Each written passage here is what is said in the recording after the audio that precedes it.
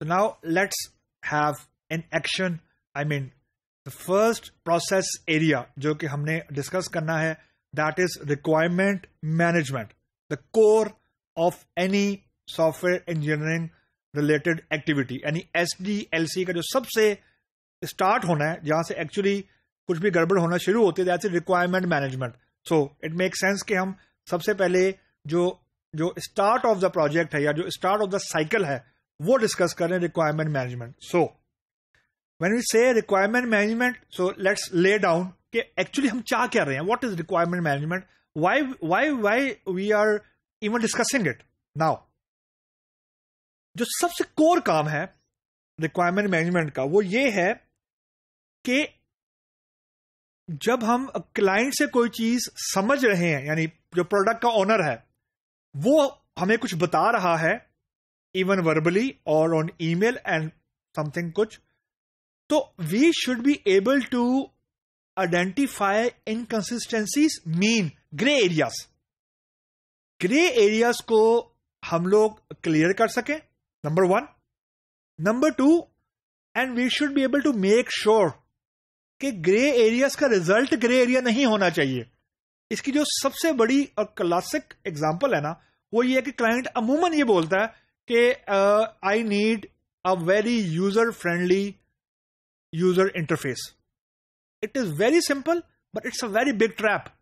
I have seen certain companies who are spending like 20 alterations on satisfying this requirement. क्योंकि client ने बोल दिया है कि यूजर जो हमारी UI है, it should be user friendly.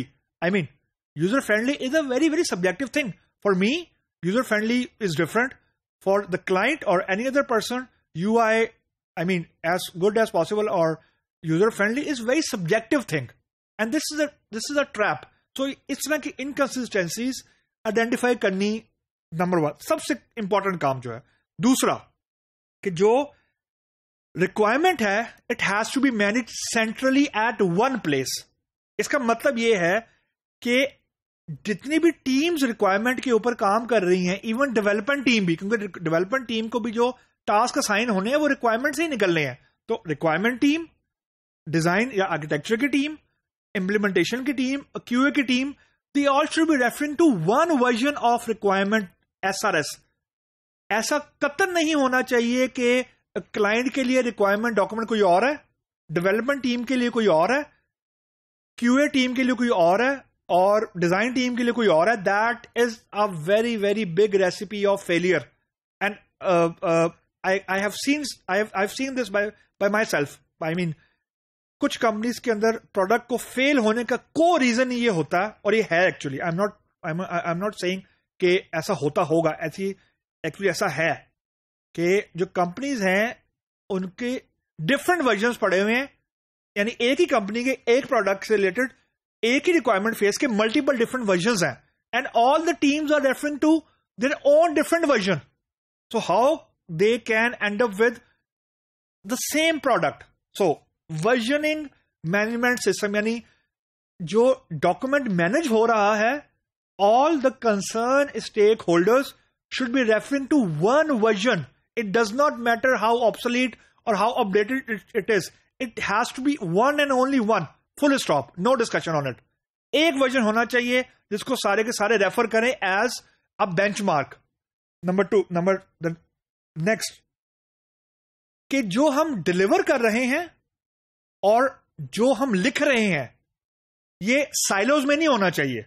यानी there is a concept of requirement traceability matrix, कि अगर एक प्रोडक्ट है, उसके आपने फॉर एग्जांपल नया कोई फीचर आया, उसके आपने रिक्वायरमेंट गैदर करनी है, then you have to make sure कि रिक्वायरमेंट जब आप लिख रहे हैं तो एग्जिस्टिंग प्रोडक्ट का जो डिजाइन है, I mean technical design document है, वहां पे भी आप अप्रोप्रिएट जगह में चेंजेस करें. मतलब अगर रिक्वायरमेंट आप डॉक्यूमेंट कर रहे हैं, it can not be in silo, यानी आइसोलेशन में नहीं होनी कि मैं रिक्वायरमेंट पहले लिख लूंगा और फिर डिजाइन टीम को बताऊंगा कि मैंने लिख ली है, अब इसको डिजाइन में इंप्लीमेंट कर दो. नो, ऐसा नहीं है. You have to trace, you have to make sure that your requirement is traceable in other artefact.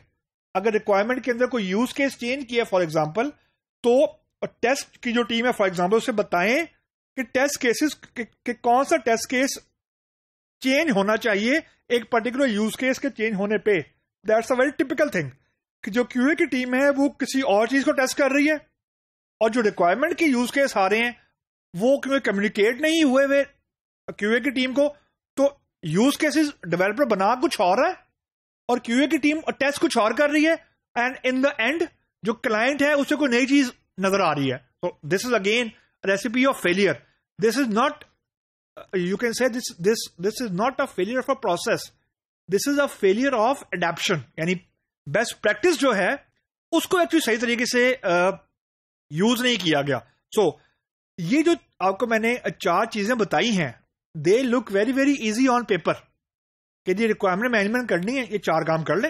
No, it is very very difficult. Reason कि हर पॉइंट के अंदर आपको ह्यूमन एक्सपर्टीज चाहिए। तो जो प्रोसेस एक्शन टीम एक्चुअली बनेगी requirement management से रिलेटेड, वो actually at the core of it ये 4 काम कर रही होगी। अब ये 4 काम करने के लिए उनमें एक्सपर्टीज है या नहीं है, this is where the external intervention come in.